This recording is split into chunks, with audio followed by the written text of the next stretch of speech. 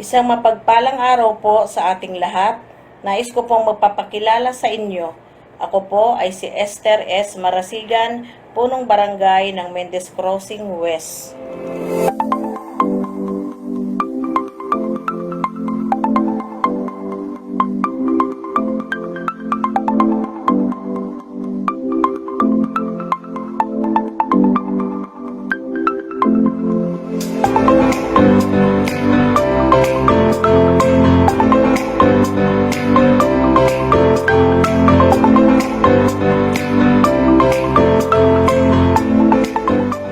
Barangay Mendez Crossing West ay sakop ng lungsod ng Tagaytay, probinsya ng Cavite, at humigit kumulang 4 na kilometro mula sa kabayanan ng lungsod ng Tagaytay at nabibilang ang nasabing barangay sa Organ. Binubuo ito ng lawak lupain na 84 hektarya at napalibutan ng mga barangay sa Timog Barangay Sambong, sa Silangang Barangay Mendez Crossing East, sa Kanluran Barangay Askisan at sa Hilagang Barangay Patutong Malakinor.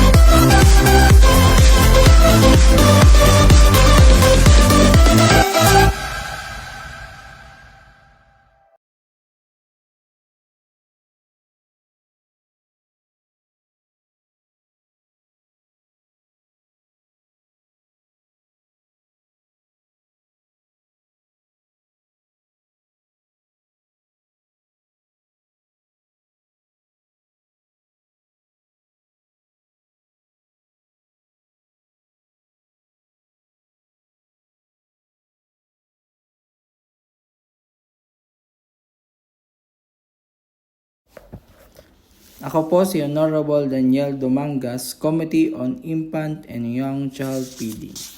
Tutok sa unang 1,000 araw. First 1,000 Days Babies. First 1,000 Days Program kung saan layunin ng BNC na simulan sa pregnancy period na 270 days, infancy period na 180 days at 550 days para sa kanyang toddlerhood o hanggang sa 2 taong gulang ng kanyang anak ay matutukan ang mga bata upang matiyak na malusog nitong pangangatawan. Tutok Home Visit Program ay patuloy na pagkampanya at pag-home visit sa mga buntis at nanganak na nanay sa barangay. Ito ay upang masiguro na magkaroon sila ng sapat na kaalaman at check-up sa panahon ng kanilang pagbubuntis. Ipinaliliwanag din ng kahalagahan ng mga ito sa kanila at sa baby na sa gayon, lahat ng bitamina na kailangan nilang mag-ina ay mabigay sa kanila gaya ng perosulfate ay kailangan nila makumpleto ng 6 na buwan o 180 tubs sa panahon ng kanilang pagbubuntis. Isa pang mahalagang bagay na kailangan nila ay magkaroon sila ng birth plan sa kanilang pagbubuntis upang maging handa sila sa mga oras na pangangailangan sa nilang pagpunta sa paanakan, kung saan tinitipon ng lahat ng mga buntis at nagpapasuso sa barangay tuwing buwan ng Agosto at nagsasagawa ng iba't ibang activities tulad ng lectures, games at giveaways para sa lahat ng dumalo upang maengganyo silang kapag mayroong patawag. Milk Code Pamphlet, kinakampanya sa mga buntis at nagpapasusong ina na nag-breastfeed upang mapangalagaan ng kanilang mga anak at masiguro na malayo ang mga ito sa sakit. Kaya't isa sa paraan sa pamimigay ng Milk Code Pamphlet upang malaman nila na bawal na ang bottle feeding at may batas na para dito. Ipinagbabawal rin ang pagpapaskil ng mga artificial na gatas sa halip na Milk Code para sa pagkampanya sa breastfeeding. Committee on Integrated Management of Acute Malnutrition or CARE. CARE, Community Accept and Receive and Empower. Malunggayan Project sa Barangay. Patuloy pa rin na isinasagawa ng BNC ang pagpaparami ng malunggay sa garden ng barangay dahil malaki itong tulong ang magagawa ng dahon ng malunggay sa pagpaparami ng gatas ng ina sa panahon ng kanyang pagpapasuso. Innovation Malunggay Powder.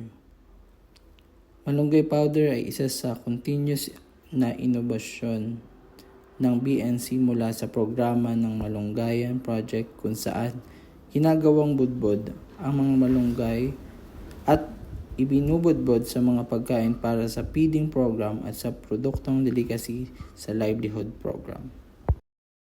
Innovation Tsinelas kontra bulate, pamamahagi ng tsinelas kontra bulate. Ito ay innovation ng BNC kung saan ito ay isa sa paraan ng barangay upang matutukan ang mga indigent na mga bata na maiwasan sa mga mikrobyo tulad ng bulate na maging dahilan na lumaki ang kanilang mga tiyan. Rock Your Smile. At taunang isinasagawa tuwing Oral Health Month, dito ay tinuturo ni Donna Baldaso ang kahalagahan ng pagsisipilyo ng ngipin at nagpapanood rin sa mga bata kung paano ang tamang pagsisipilyo. Ito ay suportado sa sangguniang barangay at kaagapay ang Nobo na siyang tauna ring namimigay ng toothbrush sa barangay. Ang Global Hand Washing. Kasama pa rin sa tutok kalinisan sa kabataan ang Global Hand Washing mula sa pangunguna ni BNS Donabel Lasso at kung saan itinuro ang tamang paghuhugas ng kamay at palagian itong gawin bago at pagkatapos kumain para maiwasan anumang mikrobyo at sakit. Food Safety Program kung saan may layong matiyak na ligtas ang ating pagkain at inumin sa tuwing tayo ay kakain sa pamamagitan ng pagsusuot ng apron, hairnet at gloves sa paghahanda ng pagkain lalo na kapag mayroong feeding program sa barangay. Magandang araw po. Ako po si Honorable Kimberly Ernie, Barangay Kagawad ng Mendez Crossing West, Tagaytay City. Ang committee ko po ay Committee on Dietary Supplementation Program, Maintain Food Supplement for Children. Nutri Smoothie. Napakahalaga ng mga prutas sa pagdadayeta ng mga bata para sa malaking halaga ng mga bitamina, mineral, hibla at lahat ng uri ng mahahalagang nutrisyon para sa organismo ng mga maliliit. Mommy's Feeding. Ang aming innovation na Mommy's Feeding ay programang para sa mga indigent pregnant mother kung saan 5 nanay na buntis ang nabiyayaan ng programang ito. Ito ay sinasagawa sa araw ng Biyernes o Buntis Day dahil sa araw na ito ay nagpapacheck up ang mga buntis sa barangay. Innovation ng Milk Bomb Cookie for Preggy. Milk Bomb Cookies for Preggy, innovation ni BNS Donabel Lasso kung saan binigyan ng twist na malunggay. Ito ay programa ng BNS sa tulong sa mga nanay na mas mapadami pa ang kanilang gatas. Tutok Hatid Feeding Program. Ang innovation na Tutok Hatid Feeding Program ay isang mabisang paraan para ma-maintain ng BNC ang tamang timbang at mapanatiling normal ang mga bata para masiguradong makakain nila ang mga naihandang mga pagkain. Itlog Handog ng Tanod. Ang Itlog Handog ng Tanod ay innovation ni BNS Donabel Lasso. Ito ay mula sa 120 days feeding na gatas at itlog. Dahil sa mayroon na ang barangay na poultry Tagalog na manok, ay malaking tulong upang ang mga itlog na ito ay maipamahagi sa batang benepisyaryo nito. Ang aming innovation na lulusog lalakas sa gatas at itlog, ito ay isa sa 2 klase ng pagkain na ipinakakain sa mga batang benepisyaryo ng feeding program. Isinasagawa ang libreng pagpapakain ng itlog at gatas sa loob ng 40 days kung saan gumagastos ng halagang 15,600 mula sa pondo ng barangay at IGP na INT for a cost kung saan 3,780 ang halaga ng itlog at may total na 19,380 ang nagastos sa pagpapakain sa loob ng 20 days feeding. Pinggang Pinoy Meal. Ang Pinggang Pinoy Meal Feeding ay isang klase ng pagkain inihahatid sa mga bata. Ito ay sinasagawa sa loob ng 80 days pagkatapos ng 40 days na gatas at itlog. Ang aming innovation na menu plan ay innovation ng aming BNS sa si Donna Velasco kung saan pangunahin itong ginagamit sa pagpaplano ng mga iluluto para sa feeding program. Dito, nakalista ang mga menu sa loob ng 120 days feeding ng mga preschool children. Nutri-Food Magazine. Ito ay naglalaman ng mga pag-aaral ng promotion on good nutrition mula sa pag-aaral sa pabasa sa nutrisyon, vegetable education, egg education, at infant and young child feeding. Nutri-Smoothie Book. Napakahalaga ng mga prutas sa pagdadayeta ng mga bata para sa malaking halaga ng mga bitamina, mineral, hibla at lahat ng uri ng mahalagang nutrisyon para sa organismo ng mga maliliit. Ayon sa mga rekomendasyong nutrisyonal, ang mga bata ay dapat kumuha ng 5 piraso ng prutas sa isang araw. Isang mahalaga na maaaring mahirap makamit dahil mahirap ipakilala ang 5 prutas sa dayeta ng mga bata araw-araw. Ito ay naglalaman ng mga pag-aaral ng promosyon nutrisyonal. Magandang araw po. Ako po si Honorable Kimberly Ernie, kagawad ng Mendez Crossing West, Tagaytay City. Ang akin pong committee ay Committee on Nutrition Promotion for Social Behavior Change, Light of Nutrition. Ang aming innovation na kabataan team building ay ginagaanap taon-taon. Ito ay sinasagawa upang magkaroon ng pagkakaisa ang mga kabataan ng Mendez Crossing West. Binigyan sila ng isang araw kung saan magkakaroon sila ng bonding at pag-uusapan ang mga activities pa na kanilang sasalinan. Aktibidad sa barangay kasama na ang sports. Barangay Team Building. Ang aming Barangay Team Building ay ginaganap taon-taon. Layunin ng team building na ito na magkaroon ng pagkakaisa at maipakita ang kooperasyon ng bawat isa upang magkaroon ng magandang resulta ang bawat programa ng aming barangay. Ako po si Mark Joseph Lalo, SK Chairman, Committee on Provision of Macronutrient Supplementation, Health Power. Tutong hatid bitamina program na paraan upang maibigay namin sa mga benepisyaryo nito ang iba't ibang bitaminang kailangan ng kanilang katawan. Ang tangkad sagad para sa batang mababa ay cherry pearl at hinahatid at pinapainom sa mga batang stunted at severely stunted, at bitaminang malunggay alay sa batang matamlay ay Morising para naman sa mga batang wasted at severely wasted preschool children. Diabetes Care.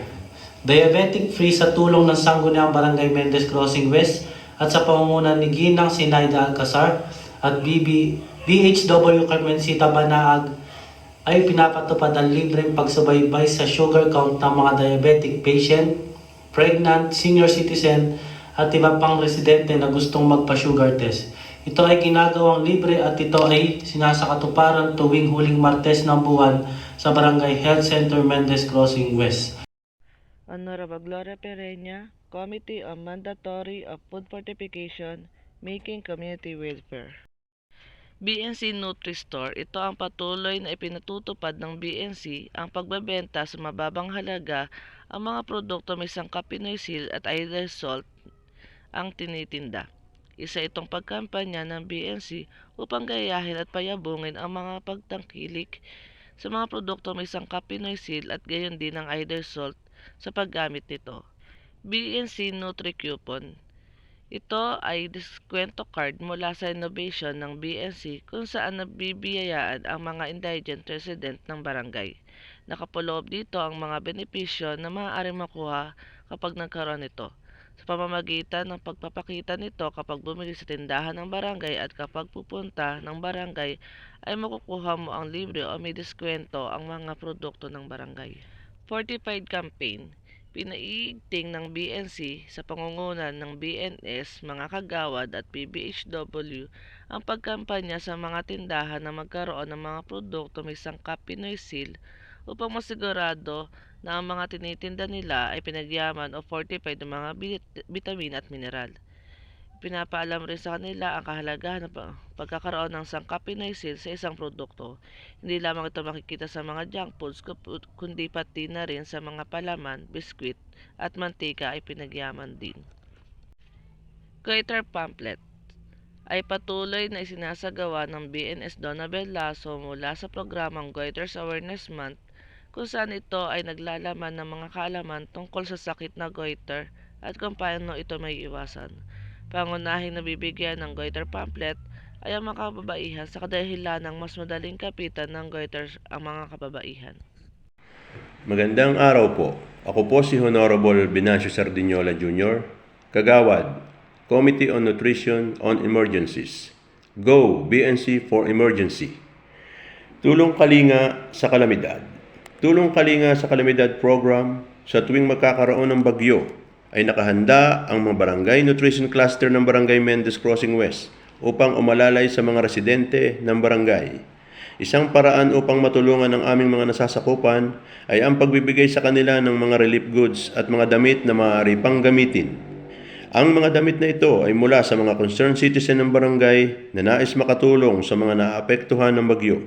Mula pa rin sa pakikipag-ugnayan ng sanggunian ng barangay sa DSWD, ay kasama silang bumababa sa mga depressed purok upang interviewin ang mga head of the family kung ano ba ang naging pinsala ng bagyo sa kanila at kaisa rin sila sa pamimigay ng mga relief goods sa mga ito. Sagip Gutom Program.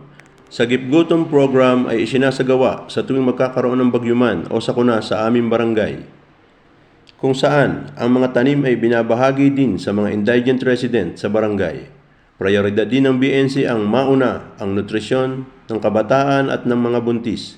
Kasabay nito ang pamimigay ng relief goods at mga damit dito. Nutrition Care. Barangay Nutrition Care, ang pondo ng innovation na ito ay mula sa ambagan ng Barangay Nutrition Council sa pangunguna ng Barangay Chairman Esther Marasigan na gumastos ng halagang 20,000. Ito ay pinaghatian ng 9 na miyembro ng council mula sa kapitan kasama ang 7 konsehal at SK chairman. Ang programang ito ay pinagkakaloob lamang sa mga residente ng barangay na may kapansanan at walang kakayahan na makabili ng kanilang pangangailangan. I Am Ready Pamphlet. MCW I Am Ready Pamphlet ay programa ng Barangay Nutrition Cluster kung saan naglalaman ito ng mga kahandaan sa mga disaster na nararanasan sa barangay. Mayroon itong paraan kung paano makakaiwas sa sakuna at mga kailangang ihanda at ayusin upang makaiwas sa sakuna. Layunin ng nasabing innovation na ito na mabigyan ang mga residente ng mga mahalagang gawain kung sakaling magkaroon man ng sakuna o bagyo. Ako po si Mark Joseph Lala, SK Chairman, Committee on Overweight and Obesity Management and Prevention Program, VNC Mover. Kabataan Stickers, laro mo para sa kalusugan. Isa sa unang programa na sangguniang kabataan ay ang pagkakaroon ng fundraising upang kanilang may sakatuparan ng mga aktibidad na kanilang gagawin at nauna na sa kanilang ginawa ang Kabataan Sticker kung saan ang mga nalikom na pondo ay kanilang gagamitin sa pagkakaroon ng pagkaro sa barangay. Dahil hindi sasapat ang nakalaang pondo sa kabataan, kaya naisagawa ang innovation na ito. Hatid karunungan, nagtuturo ang BNS Donabel Lasso ng iba't ibang topic sa iba't ibang residente ng barangay upang malaman nila ang kahalagahan ng tamang healthy diet. Hindi porket masustansya ng pagkain ay ganun na lamang. Kailangan pagplanuhan ng diet ng katawan upang maiwasan ang deficiency o excess sa mga vitamina at mineral. Ang mga nanay ng daycare ng barangay ang benepisyo nito. Zumba Challenge. Sa pangunguna ni Kapitan Esther Marasigan ay palagyan ang pagkakaroon ng Zumba sa barangay kung saan nagiging challenge ito sa mga residente na hindi marunong magsayaw. Dahil sa dami ng nakikisa, mga bata, matanda, kababaihan at kalalakihan ay nagiging maganda ang kinalalabasan ng Sumba sa barangay. Nabigyan ng tumbler ang mga napiling overweight resident na bigay todo sa pagsumba. Mula sa kaliwa, si Anagad Pandan at Jerwin Nubabos naman sa kanan. Palarong Pinoy, gawin sa barangay, isabuhay natin. Ipinatupad ang pagsasagawa ng Palarong Pinoy na mula sa pangunguna ng Sangguniang Kabataan kung saan sinasagawa ito tuwing araw ng pista sa pabahay at habulan ng baboy naman noong Setyembre. Layunin ng programang ito na hindi makalimutan ng mga residente ng barangay ang mga karaniwang laro ng mga Pinoy. Kabataan Dance Contest ay sinasagawa tuwing Children's Month mula sa sama-samang pagtutulungan ng Sangguniang Kabataan sa pangunguna ni SK Chairman Mark Lalap. Katuwang ang kanyang mga kagawad ay nasabihan ang lahat ng kabataan ng barangay na makilahok sa dance contest na ginanap noong Oktubre. Layunin ng innovation na ito na may sabuhay ng mga kabataan ang sigla, pagsumasayaw at magbibigay lakas ng kanilang katawan. Takbo para sa malusog na tayo mula sa pagtutulungan ng BNC at Committee of Obesity Prevention SK Chairman Mark Joseph Lalap. Kasama pa rin sa plan Healthy Diet ang pagkakaroon ng jogging sa oval kasama ang mga overweight resident ng barangay. Mula pa rin sa pagkakaisa ng Sangguniang Kabataan na may patupad ang Healthy Diet sa barangay. Ako po si Honorable Pampilagad Pandan Jr. ng Kagawad, Commissioner of Sensitive Program, Home, School, and Community Food Production. Esther, encourage systematic, timeless home of elegant cycle. Atid Bergy Program. Ang Atid Bergy Program ay innovation din ng BHW Camisita Banhag at BNS Tonabel Lasso kung saan hinahatid sa mga buntis ang mga gulay mula sa pananim ng barangay. Ito ay sinasagawa lamang tuwing pagkatapos ng anihan. Benepisyaryo nito ay 5 buntis na indigent. Panahon ng anihan, panahon ng bigayan. Ito ang programa ng BNC, Porpis Member, KKT Member at Committee Nutrition Sensitive Program kung saan sama-sama nag-aani ang bawat membro upang ibenta sa mga tindahan ng gulay. Maging sa restaurant tulad ng JT's Filipino Cuisine at diners at pati na rin sa Mahogany Market. Nag-uuwi rin ng gulayin ang mga Porpis Member at kababuyan pagkatapos ng anihan. Nakakapag-harvest ng kalabasa, mais, malunggay na ito ay pinamamahagi sa mga beneficiary.